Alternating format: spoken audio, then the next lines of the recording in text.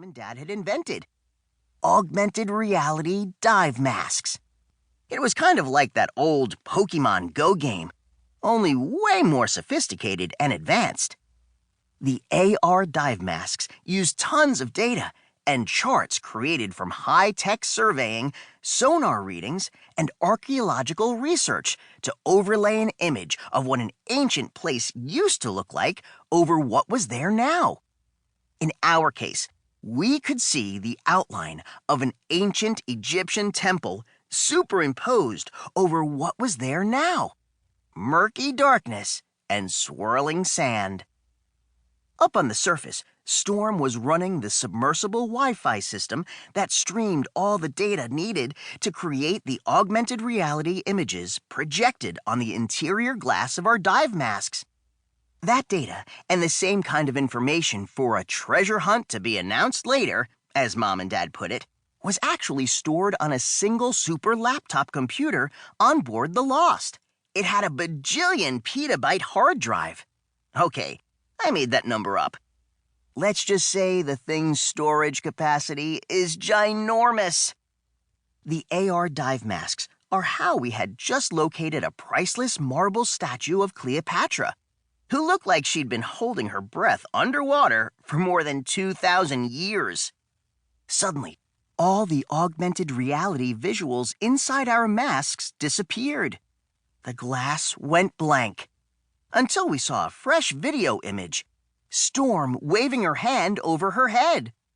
She wasn't waving howdy. She was giving us a dive distress signal. The one for trouble on the surface. Chapter 2. The three of us kicked our way topside as quickly as we could. The first thing I saw was Storm perched in the bow of the dive boat. She looked horrified. She was also pointing at the horizon. The second thing I saw was the thing that had horrified Storm: the Lost. On the horizon. On fire! Great big black billowy clouds were boiling up off the stern.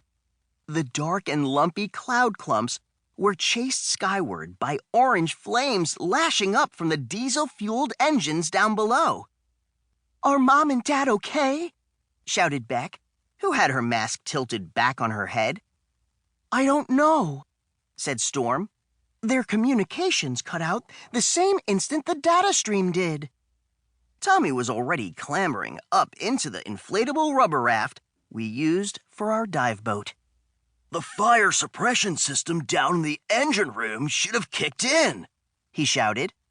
"Well, obviously it didn't," said Beck, hauling herself up into the boat with a sideways flop. "Come on, Bick. We need to go put out that fire." I grabbed hold of the slick sides of the 16-foot dinghy and pulled myself on board. "I suspect electrical issues," said Storm.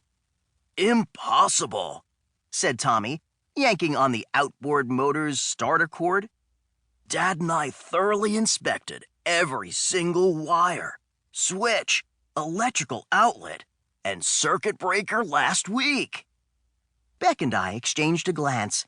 We wondered if Tommy left his hairdryer running this morning. It's how he keeps his swooping mane so swingy and fluffy. As we raced, puttered, the dive boat isn't all that fast, across the choppy water and pulled closer to the Lost, we could feel the heat radiating off the fireball at the rear of the ship. We could also smell the acrid odor of burning oil and melting rubber. Then came the explosion. A tremendous fireball burst through the roof of the wheelhouse. "That sounded like a bomb," said Storm. "You guys," I said, "this might not be an accident. This might be an attack." Storm flashed a Morse code message with her very shiny signal mirror. "Their electronic devices and cell phones don't seem to be working. I'll let them know the old-fashioned way, that help is coming." "Smart thinking, Storm," said Tommy, twisting the engine throttle as far as he could.